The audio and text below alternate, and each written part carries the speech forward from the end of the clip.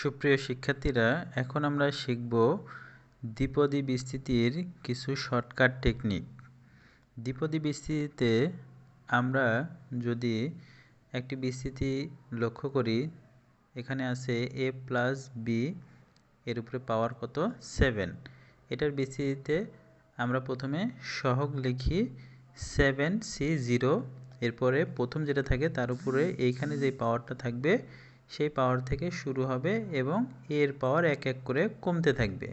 প্রথমে এর পাওয়ার 7, তারপরে এর পাওয়ার 6, এর পাওয়ার 5, এভাবে চলতে থাকবে এবং বি এর পাওয়ার প্রথমে 0, তারপরে 1, তারপরে 2, এভাবে চলতে থাকবে। তাহলে আমরা এখানে দেখতেছি a plus B to the power 7 এর বিস্তৃতিতে 7c0 a to the power 7 b to the power 0, এর পাওয়ারগুলো এক এক করে কমবে, b এর পাওয়ারগুলো এক এক করে বাড়বে। আর সহগ 7c0, 7c1, 7c2, 7c3, 7c4, এভাবে চলতে থাকবে। দ্বিপদী বিস্তৃতিতে পাওয়ার যেটা থাকে পদ সংখ্যা তার থেকে একটি বেশি থাকে। এখানে পাওয়ার আছে 7, এখানে পদ মোট হবে 8টি। এখানে বাকিগুলো লেখা হয়নি, আমাদের যতটুকু প্রয়োজন এখানে আমরা লিখছি। এখানে যে বিস্তৃতিটা আছে এটার কিছু বৈশিষ্ট্য আমরা এখানে লক্ষ্য করি। প্রতিটি পদের 3টা অংশ আছে, আমরা দেখতে পাচ্ছি এটা একটা পদ, এটা একটা পদ, এটা একটা পদ, এটা একটা পদ, এভাবে প্রত্যেকটা পদে 3টা অংশ আছে। প্রথমে আছে সহগ, এরপর আছে এ এর অংশ, বি এর অংশ। প্রতিটা পদে 3টি অংশ আছে, সহগ আছে, এ এর অংশ আছে, বি এর অংশ আছে। সহগ এ মানে যে প্রথমটা, বি মানে দ্বিতীয়টা। সহগ আছে, এ আছে, বি আছে, সহগ আছে, এ আছে, বি আছে, সহগ আছে, এ আছে, বি আছে। এরপরে আমরা লক্ষ্য করলে দেখতে পাবো প্রতিটি সহগ সি এর ওপর বিস্তৃতির পাওয়ার থাকবে। মানে এই যে এই বিস্তৃতির পাওয়ার কত 7, এই সি এর উপরে 7, এখানেও সি এর উপরে 7, এখানেও সি এর উপরে 7, এখানেও সি এর উপরে 7, সবগুলো পদেই সি এর উপরে 7 হবে।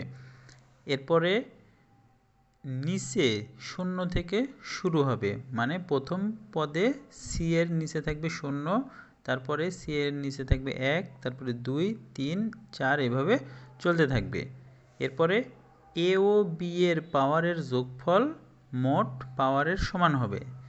এই পদে এই যে এ এর পাওয়ার 7, বি এর পাওয়ার 0, 7 আর 0 যোগ করলে কত 7। এরপরে এ এর পাওয়ার 6, বি এর পাওয়ার 1, 6 আর 1 কত 7, এ এর পাওয়ার 5, বি এর পাওয়ার 2, 5 আর 2 কত 7। এভাবে প্রতিটা পদের এ ও বি এর পাওয়ার যোগফল এই 7-এর সমান হবে।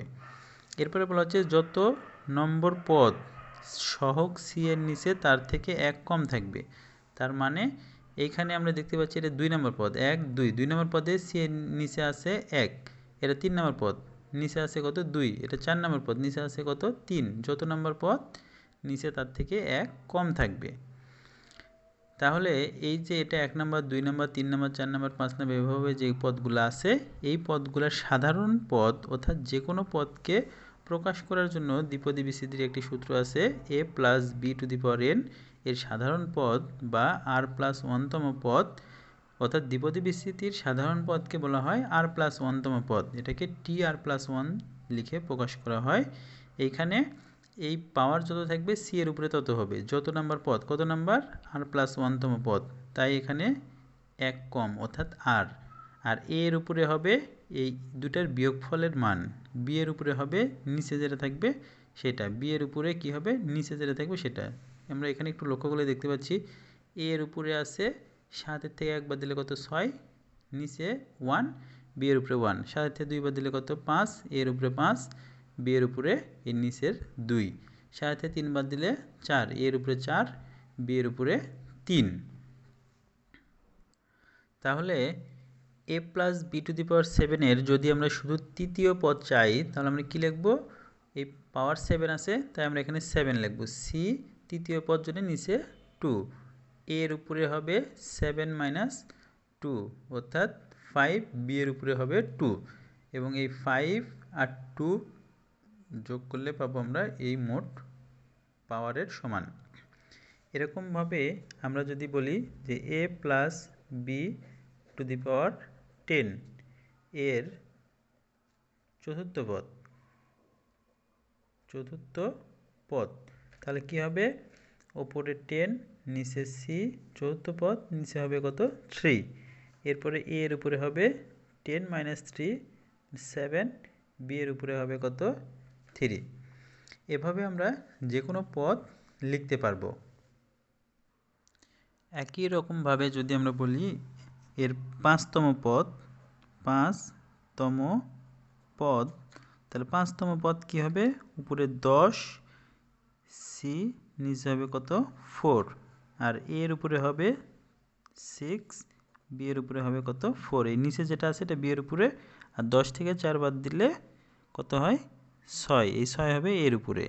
আর অবশ্যই এ আর বি মানে এই দুটার যোগফল এই 10-এর সমান হবে, এই দুটার পাওয়ারের যোগফল হবে 10-এর সমান। তাহলে এখান থেকে আমরা কি দেখতে পাচ্ছি, এখান থেকে আমরা একটা গুরুত্বপূর্ণ বৈশিষ্ট্য দেখতে পাচ্ছি যে প্রত্যেকটা পদেই 3টা জিনিস থাকে, একটা হলো সহগ থাকে, একটা এ থাকবে, একটা বি থাকবে, অর্থাৎ এই এ বি আর কি থাকবে, সহগ থাকবে। তাহলে এবারে আমরা একটি খুবই গুরুত্বপূর্ণ এমসিকিউ আমরা একটু দেখি। আমাদের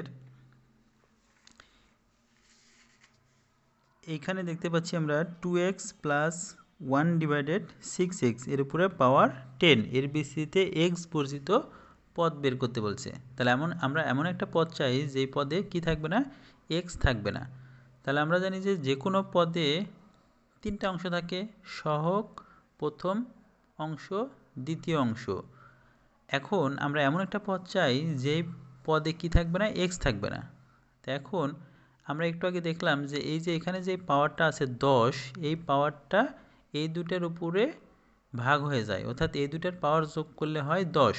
এখন এই 10 পাওয়ারকে যদি আমরা এই দুটার উপরে এমনভাবে দিই যেন x কাটা যায়, তাহলে কিভাবে দিতে হবে, আমরা এখানে 5 দিলাম, এখানেও 5 দিলাম, তাহলে এইখানে নিচে আছে x, এখানে উপরে আছে x, তার মানে আমরা এই xকে আর xকে কেটে দিতে পারবো। আর এই দ্বিতীয়টার উপরে যেহেতু পাওয়ার 5 আছে, এই কারণে এখানে নিচে হবে পাওয়ার 5, অর্থাৎ 10 সি 5, আর এখানে x আর x কাটা যাবে, থাকবে 2 টু দি পাওয়ার কত 5 ইন্টু 1/6 টু দি পাওয়ার থাকবে 5।